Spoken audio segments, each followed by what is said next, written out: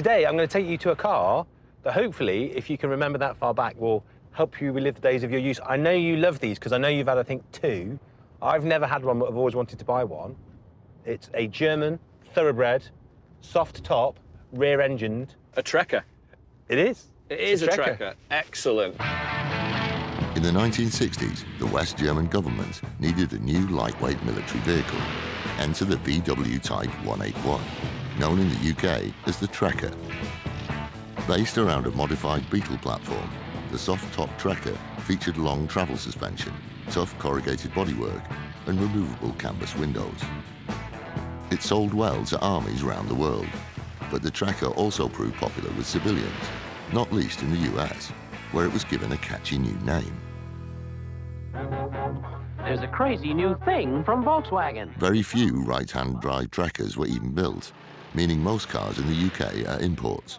But even those are few and far between, and that has led to a surge in prices.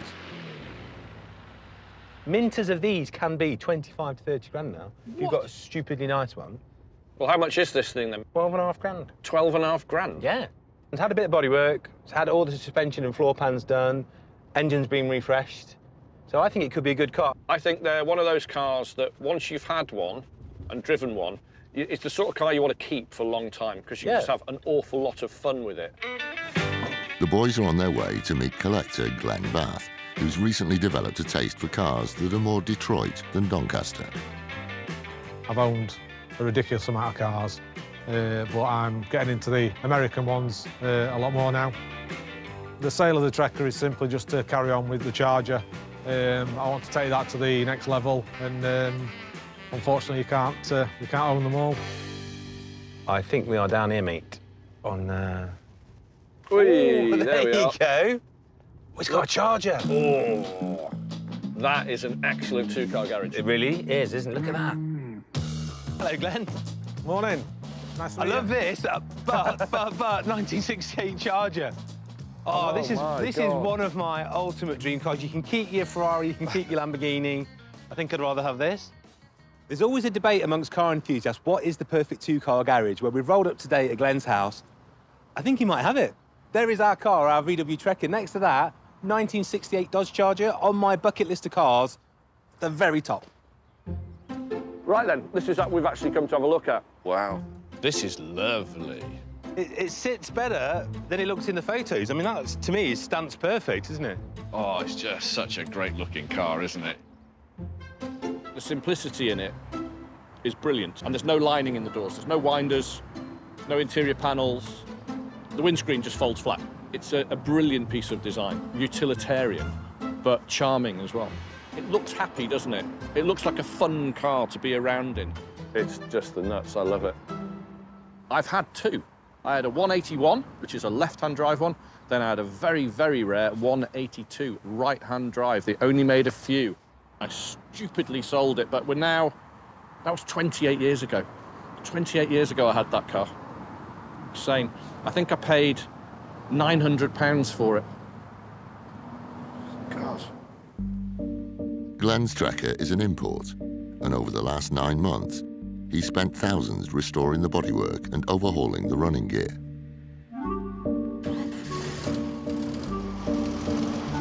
Very happy. I really like it. I really like how straight it is, and I really like what's been done so far. While much of the hard work has been done, the car is an unfinished project. It's got 4 screens in various states of repair. I think we're gonna have to get those made again. With the front seats missing, it can't be driven.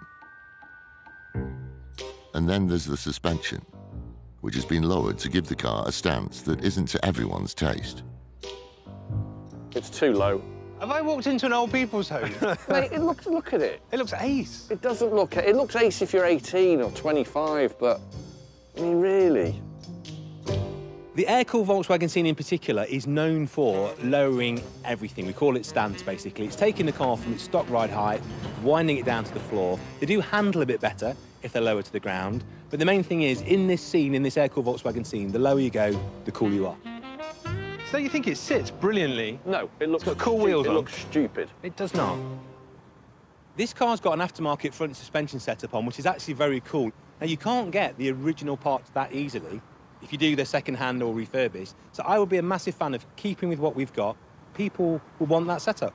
I say we leave it and save probably £1,000. Refitting the original suspension isn't the only item on Dru's hit list, though.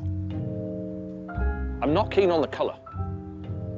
When I get that 2-second freeze of his face, he's just thinking, he's swearing at me. Right. Mentally, I can feel it. Yeah. But the colour's wrong, mate. Don't forget, you've got to do inside. Painting in there is not a fun job. Yeah. It really isn't. Painting under bonnet is not a fun job. To colour change this is £4,000. No, it's... Yes, it is. It's only half a car. There's no interior to speak of at all, right? Flat it down, paint it. It's not a big job. I just think a really nice hood, just a little bit of tidy in a couple of places, some lovely seats, really nice wheel. I agree, come up a tiny bit just to make it more usable. But that's all you need to do. I don't agree. We need to change its attitude completely. That car is a fun convertible for the family. That's what it needs to go back to. So it needs to be a really nice colour, it needs to have proper suspension on it that actually works. It doesn't need those wheels on it, it needs something really simple and a very basic washout interior. I'm trying to think, right, who's going to buy this car? I don't think it's a 65-year-old man from North Wales that I'm aiming this car for. It needs to be brought back into what it was for in the first place, which is a fun soft top. Looking at this car, the easiest thing to do would just be to take what's there. We would make a fortune in a very short space of time. Too easy for my little Welsh friend who wants to paint it, change the interior, change the wheels, change the suspension, spend probably the thick end of 5 figures, which is my profit gone. Glenn, would you excuse us? We're going to have a little chat. Certainly. Thanks, Or mate. an argument. It's not an argument, a chat. Let me tell you the error of your ways.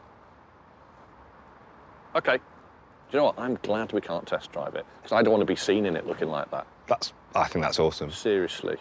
I think that car, as it stands, with a bit of a tidy, could give us a very good profit. But you want to go all in, change everything. Yeah. Which I think could give us less profit for way more work. But if that's what you want to do, on your head be it. OK. So you're agreeing with me completely? Well, I love it. He's been miserable, as always. I'm not being miserable, I'm being realistic. But it will help this negotiation. Yeah. £7,000. Don't be rude. I'm not being that's what I think it's worth. Make a nice offer. Nice. It's a nice car with lots of good bits. It's really solid. I think it's, will 10,000 buy it? No. No. Shall we say 11.5 grand, Glenn? Can we say 10.5? Shush. Don't do to that. buy a car. Let the grown-up speak. We'll go with your offer. 11.5. Thank you very much. Oh, dear. Thank you. Thanks, Glenn. 11.5 grand. At least you'll spend it on something good. I am amazed about how these things have gone up. It just goes to show, when you have a car you love, don't sell it. Hang on to it. We've now got the opportunity with the one we've bought to do one properly. We can spend the right amount of money on it, do all the things I'd want to do to the car, and somebody is going to end up with a fabulous thing.